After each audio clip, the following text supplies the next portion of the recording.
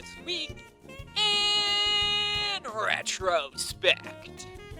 Back in 91, local farmers are keeping a close eye out for cattle rustlers.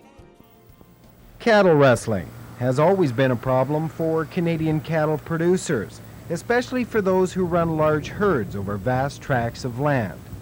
In the past, one of the main problems for cattle producers was in access to their land. What we have here is an approach, and it's easy access for a rustler.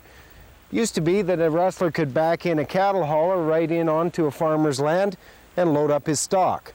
Today, however, the problem has escalated into guerrilla warfare.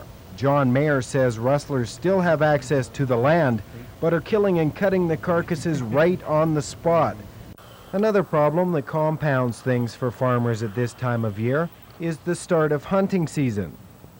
It doesn't take long during hunting season before farmers get used to hearing the odd shot in the distance. But the shots that hunters take to bring down wild game can also be used by rustlers to bring down cattle. You'll see in the background one of Mayer's cattle that was shot through the head by a rustler. At $1,300 a head, 2 shots from a .22 rifle cost Mayer $2,600.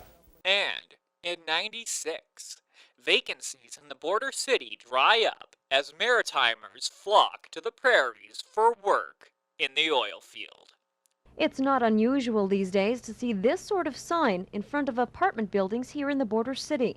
Vacant apartments are few and far between, and many say one main reason is the recent influx of people into the city from the Maritimes. I really can't give a number for it, but I get probably sometime 15 to 20 calls a day.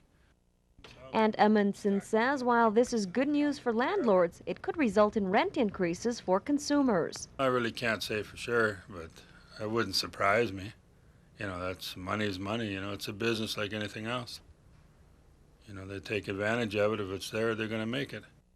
Reports are that hundreds of Maritimers are relocating to the border city. Maritimers such as Brenda Frank, who moved here 2 months ago. Well, we came up here to look for work. The economy is really bad down in Nova Scotia.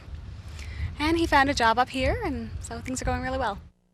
But Mike Heyer of Trinity Energy says this recent influx of job seekers isn't a surprise, especially with the heightened activity in the oil patch.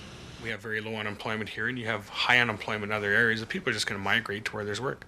And if you have people here that don't like that or complain about it, then I would suggest maybe they should come out and work. And that's all for this week in Retrospect.